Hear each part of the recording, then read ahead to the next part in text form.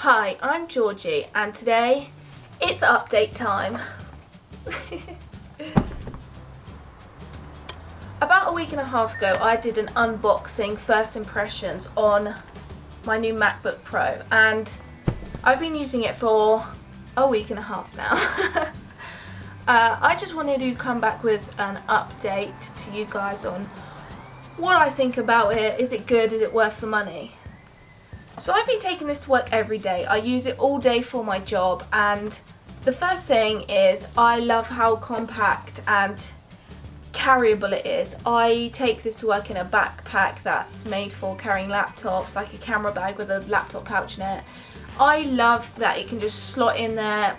It's so much lighter than my previous MacBook Pro, and it's about the same weight as my current / old MacBook Air. The one thing I have noticed is the trackpad is so different. It's taking me so long to get used to it. I've set it up exactly the same as I had on the previous one. I've gone through the settings and I've made sure they're exactly the same. But there's just something about it that I just can't get used to. It's taken me so long to work it out, but there we are. So first impressions using it for a week, it is insane. The capabilities of this machine are incredible. I have Lightroom open, Photoshop open, and Premiere Pro open at the same time, all doing different things, and it just, you can't fault it. You can switch seamlessly between the three programs. That's something I could not do on my MacBook Air. I could either have one program open or no programs open. You couldn't switch between the two, so I could be editing a picture in Lightroom and then swap it into Photoshop, make the thumbnail, and still be editing the video at the same time, and it's so good. Storage as well. This is one thing I struggled with. I do have an external hard drive, but I haven't even thought about it. I use it because obviously there's stuff on there that I need and want, but it's not like the MacBook Air that I had previously where you process one video and you have to put it on there because there's no room left. This base model storage is so good. Cost, do I think it's worth the money? Yes, 100%. It is a little bit expensive. I paid £1,500 for mine, but at the time it was really that's so much money. But now I've used it for a week and a half, I can see that it's worth the money. I wouldn't even question it. It's so worth the money.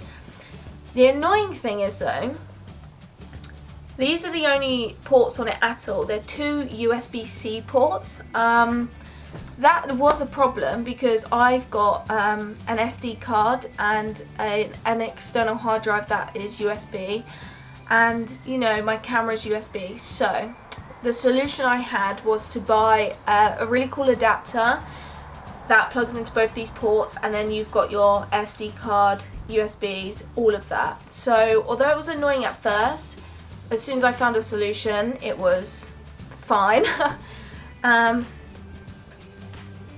There's a headphone jack on it, which is weird. I am baffled why the computers come with a headphone jack but the Apple phones don't.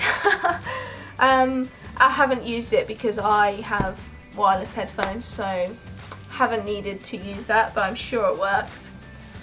Screen for videos and editing pictures, so crisp, so bright, the colours are beautiful.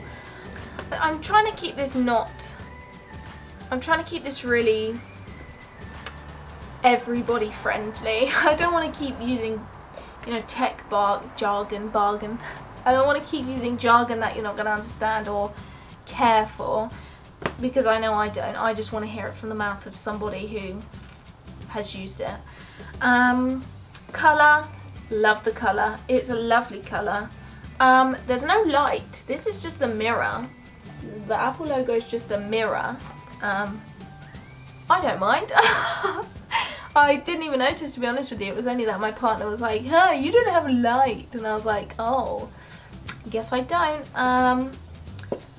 But I mean, first week and a half, I really rate this. Everything I've used, there's not anything that I've you know, thought this is a waste of money or I don't like how it does that, apart from the trackpad.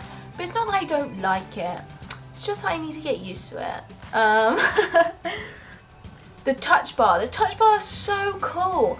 It's helped me out so much when I'm editing, when I need to move through a video and you can just buffer through the video with your finger and you see the frames like on the touch bar. It's really clever, really cool. Again, took me a while to get used to it. I know you can set it up and have it like, you know, usual F1 to 12 or whatever, but I wanted to play with the touch bar. I guess, would I recommend this? Yes.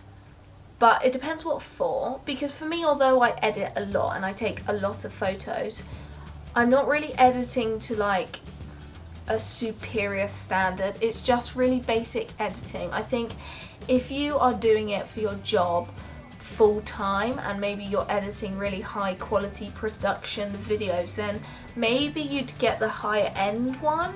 But for me, this is perfect. It does everything I asked for and probably a lot more.